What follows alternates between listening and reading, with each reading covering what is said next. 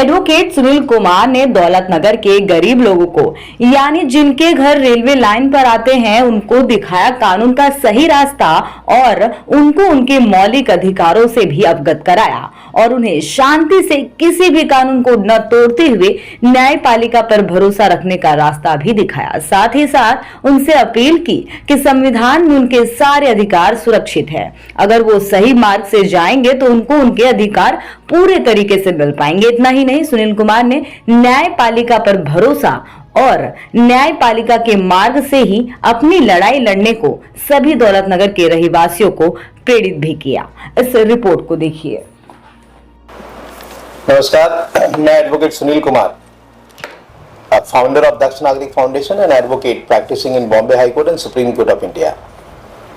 अब हमने एक जनहित याचिका फाइल की थी इंदिरा नगर रहवासियों के बिहाफ पे इन बॉम्बे हाई कोर्ट, जिसमें बॉम्बे हाई कोर्ट ने 19 जनवरी 2024 को एक ऐतिहासिक ऑर्डर देते हुए सारे कर्मचारी रेलवे के, एसआरए के, म्युनिसिपल कमिश्नर के, कलेक्टर के सारे कर्मचारियों को एक कमेटी बनाने का आदेश दिया।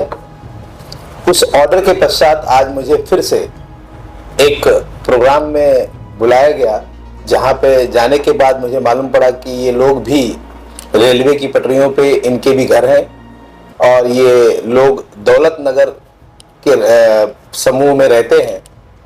वहां जाने के बाद मुझे ऐसा पता चला कि रैली जो थी थोड़ी पॉलिटिकल थी, लेकिन एज ए एडवोकेट अगर मुझे वहां गाइड करने के लिए बोला गया तो मैं वहां जाके लोगों को मैंने अपनी बात रखी। लेकिन मैं फिर से दौलत नगर के रहवासियों से और रेलवे में बैठे जितने भी लोग हैं, मैं उनसे एक अपील करना चाहता हूं कि रेलवे की जो प्रॉपर्टी है वो एक सरकार की प्रॉपर्टी है, सेंट्रल गवर्नमेंट की प्रॉपर्टी है, उस पर हमारा कोई अधिकार नहीं है। आप किसी के भी बातों में जाइए मत और इस चीज को, आप अपने घर के जो हक को, इसको राजनीतिक स्वरूप देने से बचिए। मेरा आपसे और भी रिक्वेस्ट है कि ये जो पूरी जो योजना है, ये योजना 2006 में आप ही के लिए बनाई गई है और इसके लिए सरकार, केंद्र सरकार लगातार काम कर रही है। हमारे जो आदरणीय प्रधानमंत्री नरेंद्र मोदी जी हैं, उन्होंने एक प्रधानमंत्री आवास योजना बनाई है, जिसमें भी ऐसा कहा गया है कि अगर जिसको घर नहीं मिल रहा है उसको घर हम वहां दे सकते हैं।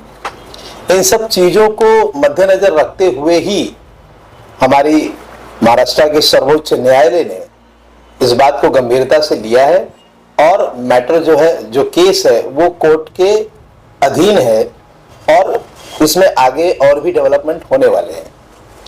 तो जो मुझे थोड़ा सा आश्चर्य हुआ, क्योंकि जब मैं वहां पहुंचा तो मुझे नहीं लगा कि ये कोई पॉलिटिकल रैली है, मुझे नहीं पता था।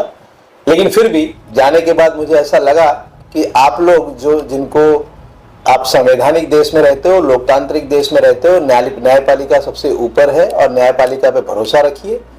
आप अपने अधिकारों को संवैधानिक अधिकारों का रूप देके उसके लिए लड़िए।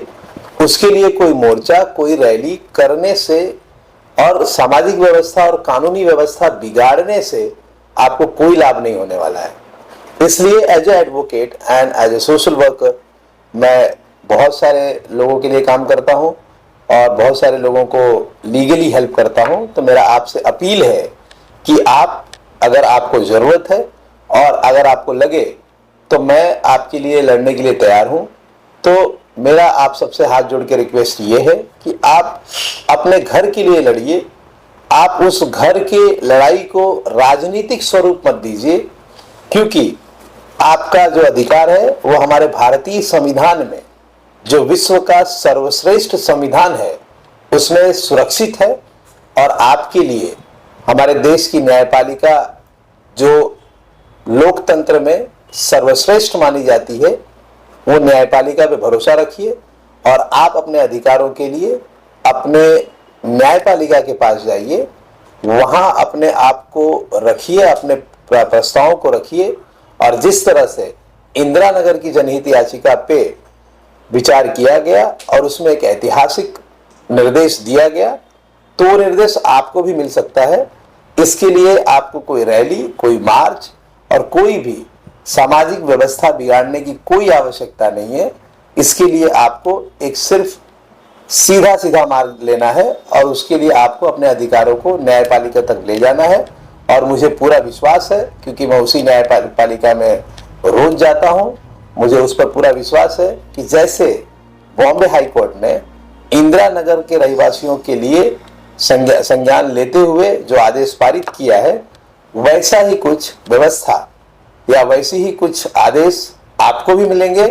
और अगर आप न्यायपालिका और हमारे जो महाराष्ट्र गवर्नमेंट और सेंट्रल गवर्नमेंट के जो रूल्स में अगर आप पात्र पाए जाते हो, तो आपको भी हक्का घर पक्का घर मिलेगा। जय हिंद, जय महाराष्ट्र।